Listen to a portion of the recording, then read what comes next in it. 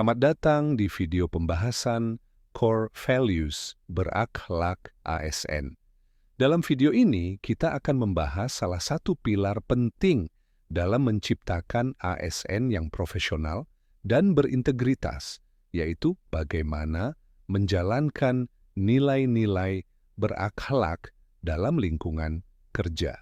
Namun, tidak bisa dipungkiri ada berbagai tantangan yang dihadapi dalam penerapannya, terutama dalam hal akuntabilitas, integritas, dan profesionalisme.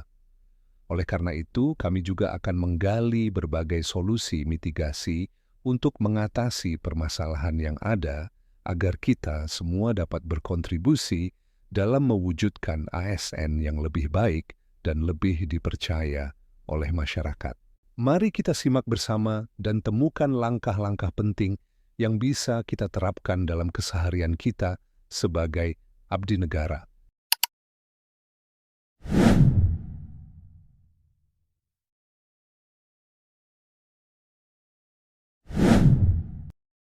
Orientasi pelayanan adalah sikap yang mengedepankan pada pelayanan kepada masyarakat. Solutif, dapat diandalkan, dan melakukan perbaikan yang tiada henti untuk meningkatkan kualitas layanan yang diberikan. Promosi core value ini dapat dilakukan secara langsung kepada rekan kerja dengan cara mengingatkan kepada rekan kerja yang mungkin belum membudayakannya. Nah, potensi masalah yang mungkin muncul jika kita menggunakan cara promosi seperti ini antara lain yaitu muncul ketersinggungan yang bisa memicu pada retaknya hubungan baik antar sesama rekan kerja. Nah, yang kedua adalah rekan kerja ini bisa tidak mengindahkan saran yang diberikan dan tetap mengulangi hal yang sama. Berikutnya adalah adanya rasa sungkan untuk menegur rekan kerja yang tidak melakukan hal yang sesuai dengan prosedur. Nah, mitigasi yang dapat dilakukan untuk mencegah hal-hal seperti itu ini dapat dilakukan dengan dua cara. Bisa melalui diri sendiri dan juga melalui organisasi.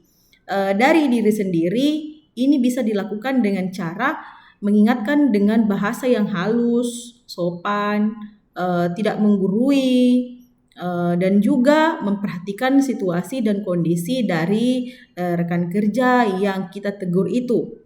Misalnya nih, dengan cara tidak menegur langsung di hadapan mahasiswa atau rekan kerja yang lain. Nah, dari diri sendiri juga kita bisa memulai dari diri kita sendiri dulu, melaksanakan dengan konsisten secara terus-menerus dengan harapan bahwa rekan kerja yang lain dapat melakukan hal yang sama. Nah, dari organisasi pencegahan dari masalah-masalah di atas itu bisa dilakukan dengan cara membuat SOP layanan secara tertulis. Nah, kemudian disosialisasikan dalam rapat atau semacamnya dan juga menempelkannya di papan pengumuman atau di tempat lain yang dianggap tepat agar dapat selalu dilihat dan dibaca. Kemudian melakukan evaluasi pelaksanaan SOP layanan yang sudah ada. Nah, ini tentunya dengan melibatkan pengguna layanan dan dilakukan secara berkala. Nah, dari hasil ini kita akan melihat di mana kekurangan dari layanan yang diberikan. Jika kekurangannya misalnya berasal dari pemberi layanan, nah ini bisa diberikan arahan ulang atau pelatihan. Nah, jika ada celah yang memungkinkan pelaksana layanan melakukan hal-hal yang tidak sesuai pada SOP, nah ini bisa dilakukan perbaikan pada SOP tersebut.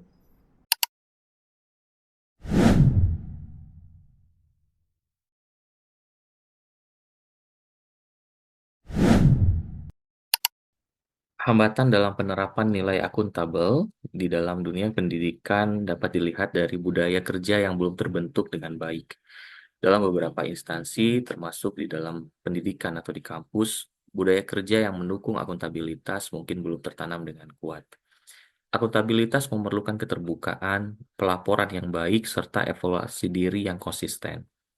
Ketika tidak ada budaya untuk mempertanggungjawabkan setiap tindakan, kinerja individu maupun tim cenderung tidak transparan. Hal ini mungkin disebabkan oleh kurangnya pemahaman atas konsep akuntabilitas itu sendiri. Selain itu, minimnya sistem monitoring dan evaluasi yang efektif juga menjadi salah satu penyebab terdapatnya hambatan dalam penerapan akuntabilitas. Untuk memitigasi atau menghindari hal tersebut dapat terjadi, maka dapat dilakukan peningkatan pemahaman dan pelatihan akuntabilitas dengan mengadakan pelatihan berkala untuk dosen dan juga staf tentang pentingnya akuntabilitas, baik dalam manajemen kampus maupun proses pembelajaran. Dalam pelatihan ini, konsep akuntabilitas diperkenalkan sebagai bagian integral dari profesionalisme dan etika kerja. Selain itu, membangun budaya transparansi dan juga keterbukaan dengan cara menciptakan budaya kerja yang mendukung transparansi melalui kebijakan yang memfasilitasi komunikasi terbuka. Misalnya, ada kebijakan untuk melaporkan progres pekerjaan secara rutin dan membuat mekanisme evaluasi yang adil dan transparan. Dan yang terakhir adalah pengembangan sistem evaluasi dan monitoring. Kampus dapat membangun atau memperkuat sistem monitoring kinerja yang lebih efektif, misalnya dengan penggunaan teknologi untuk memantau tugas dan pencapaian, serta evaluasi berkala untuk memastikan setiap orang bertanggung jawab atas peran yang mereka lakukan. Demikian hambatan dan mitigasi untuk core value akuntabel. Terima kasih.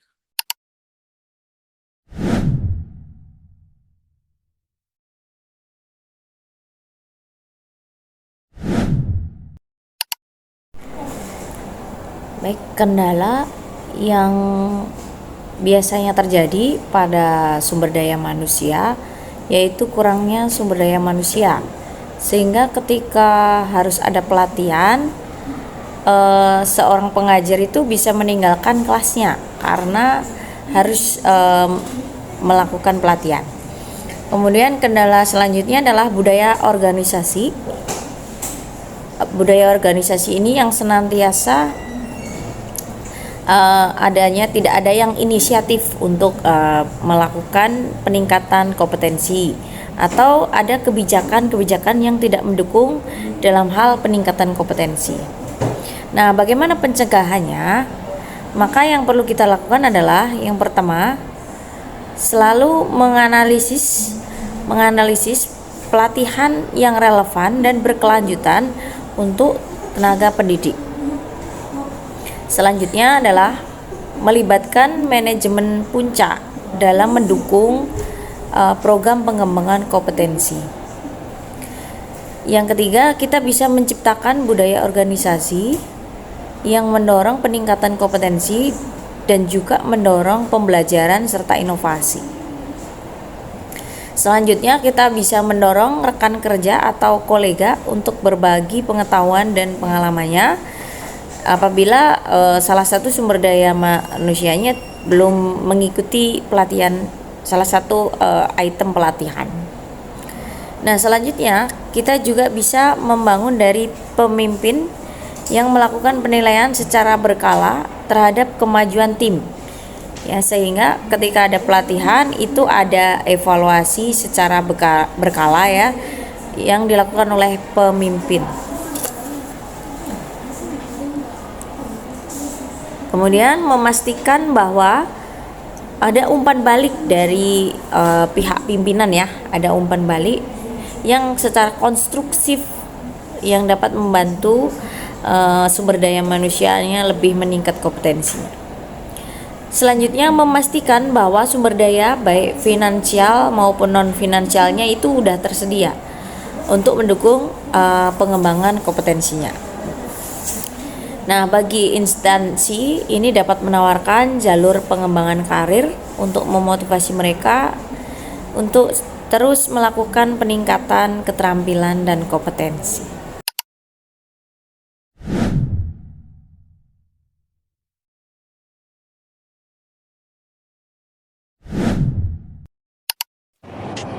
Nilai yang selanjutnya adalah harmonis. yang merupakan kemampuan dan sikap yang harus dimiliki oleh seorang ASN dengan saling menghargai antar sesama apapun perbedaannya, serta saling tolong-menolong demi terciptanya lingkungan kerja yang kondusif. Hambatan yang sering terjadi dalam penerapan nilai ini biasanya muncul dari terbentuknya kelompok-kelompok kecil dan tidak mau terbuka dengan sesama, sehingga menciptakan sekat antara berbagai golongan di lingkungan kerja yang dapat menimbulkan sikap tidak saling percaya bahkan tidak saling mendukung.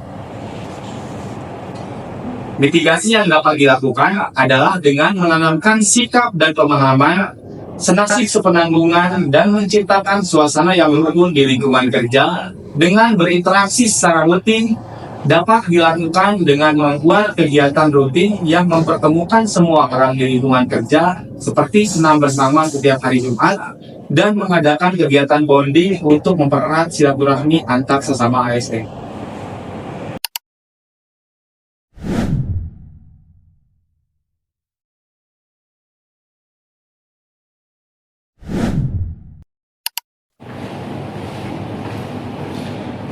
Kemudian, nilai yang kelima adalah loyal.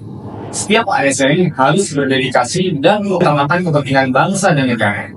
Maka dari itu, perilaku yang dapat mencerminkan nilai loyal adalah dengan menjaga nama baik pimpinan, instansi, dan negara.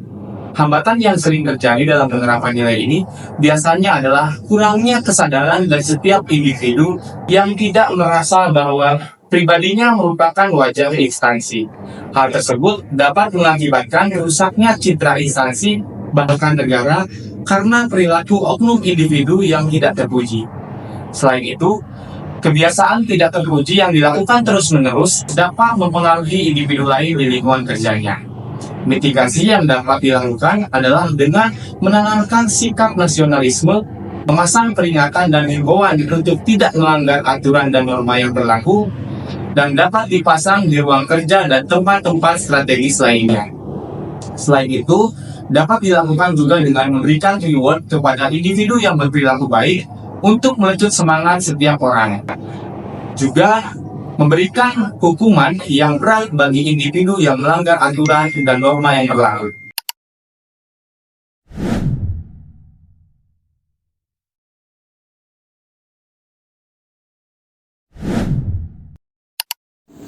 Kendala yang kami temui dalam mempromosikan nilai adaptif ialah yang pertama adanya atau kurangnya pemahaman terhadap penerapan dari nilai adaptif. Kemudian yang kedua adanya keengganan terhadap perubahan. Mitigasi yang dapat dilakukan untuk mengatasi kendala tersebut ialah yang pertama untuk kurangnya pemahaman terhadap nilai adaptif dan penerapannya ialah dengan mengadakan suatu pelatihan atau seminar yang di dalamnya membahas lebih banyak nilai atau arti dari adaptif, kemudian bagaimana cara penerapannya di lingkungan pekerjaan.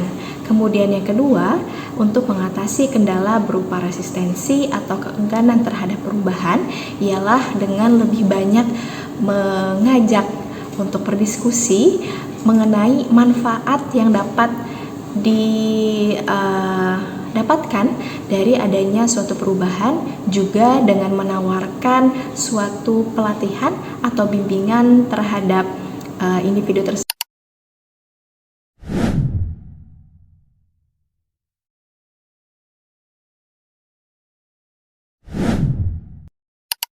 Kendala yang kami temui dalam mempromosikan nilai kolaboratif yang pertama ialah masih dominannya budaya kompetitif dibandingkan budaya kolaboratif.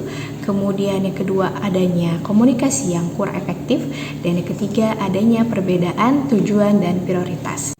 Mitigasi yang dapat dilakukan untuk mengatasi kendala adanya budaya kompetisi yang lebih dominan dibandingkan budaya kolaborasi ialah dengan membuat atau merancang sebuah program penghargaan terhadap tim yang berhasil menyelesaikan tugas dengan baik secara berkolaborasi. Setelah itu, informasi dari penghargaan bisa disampaikan kepada seluruh anggota organisasi atau seluruh pegawai agar dapat menjadi motivasi bagi setiap individu atau anggota organisasi untuk terus melakukan atau mengupayakan sebuah kolaborasi. Mitigasi yang dapat dilakukan untuk mengatasi kendala berupa komunikasi yang kurang efektif ialah dengan mulai melaksanakan atau melakukan komunikasi yang sehat dengan sesama rekan kerja atau anggota organisasi, juga dengan memanfaatkan platform komunikasi secara digital. Upaya mitigasi yang dapat dilakukan untuk mengatasi kendala adanya perbedaan tujuan dan prioritas antara anggota organisasi ialah dengan meningkatkan suatu frekuensi pertemuan yang di dalamnya dapat dibahas bagaimana cara untuk menyelaraskan tujuan bersama, juga untuk membahas adanya atau pentingnya suatu kolaborasi untuk dapat mencapai sasaran bersama dan tujuan bersama.